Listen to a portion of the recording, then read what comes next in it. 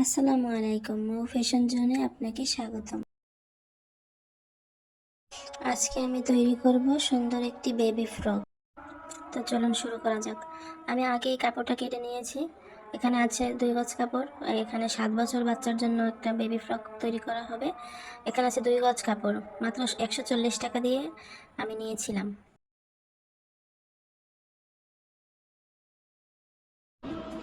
প্রথমে আমি চেন লাগিয়ে নেব পিছনে।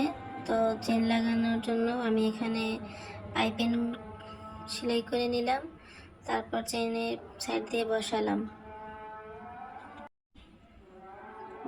বসানোর পরে 2 কাঁধ জয়েন দিয়ে নিলাম।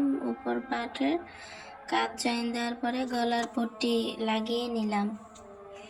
লাগিয়ে নেওয়ার পরে ছোট ছোট করে কেটে আমি ভাঁজ করে মুড়ে সেলাই দিয়ে নেব। সেলাই দেওয়া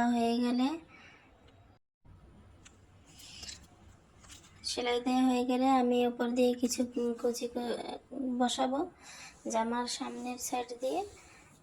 তো সেই কুচিগুলো ভাঁজ করে আমি সুন্দর করে সমান করে সেলাই করে নিলাম। এখন আমি কুচিগুলো বসাবো। ছোট ছোট করে কুচি দিয়ে নেব, ঘন করে কুচি দেব যাতে দেখতে সুন্দর দেখা যায়। আমি দাগ কেটে নিয়েছি সমান করে দাগ বরাবর আমি কুচিটা বসিয়ে নিলাম। এখন আমি চাপ সেলাই দিয়ে নেব। চাপ সেলাই দিয়ে দিলে সুন্দর করে কুচিটা বসে থাকবে জামার উপরে। এই যে দেখুন, সুন্দর করে কুচিটা বসিয়ে নিলাম। এখন আমি অপর সাইডের কুচিটা সুন্দরভাবে বসিয়ে নেব। সুতাটা ছিঁড়ে গেছে মেশিনে, তারপর আমি আবার সুতা লাগিয়ে আবার কুচিটা বসানো শুরু করে দিলাম। তো দাগ বরাবর কুচিটা বসাতে হবে, আঁকা বাঁকা করলে দেখতে খারাপ দেখা যাবে। ঘন করে কুচিটা বসিয়ে নিয়ে এখানে আমি একটা চাপ সেলাই দিয়ে নেব। কুচিটা বসানো হয়ে গেছে। এখন আমি হাত আর পাইপিন বসিয়ে নেব।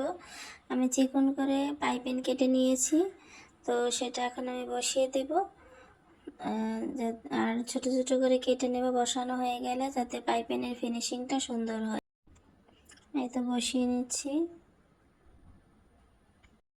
অপর পাশের পাইপিনও আমি সুন্দরভাবে বসিয়ে নেব। সুন্দরভাবে বসানো হয়ে গেলে এখন আমি কুচি বসাবো। নিচের পার্টে সুন্দরভাবে এক সমান করে একই মাপের কুচি বসালে দেখতেও সুন্দর লাগে আর কাজের ফিনিশিংও সুন্দর হয়। সেজন্য এখন আমি সুন্দরভাবে কুচি বসিয়ে দেব। সেলাই করা হয়ে গেছে, আমি ডাবল সেলাই দিয়ে নেব। আমি অফ ক্যামেরায় 2টো ফিতা তৈরি করে রেখেছিলাম। এখন সাইড সেলাই করব জামার।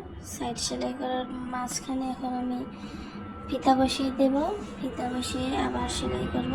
এক সমান সেলাই করতে হবে যাতে কাজের ফিনিশিং সুন্দর হয়, কাস্টমার আপনার ড্রেসটা পছন্দ করে। দোনো সাইড সেলাই করে নেব। ফিতা বসিয়ে নেব মাঝে। ফিতা বসিয়ে নেওয়ার পরে আবার সমান করে সেলাই করে নেব। সেলাই করার পরে ডাবল সেলাই দেব যাতে সেলাইটা পাকা হয়। এখন নিচের বর্ডার লাইন সেলাই করব। সেলাই করে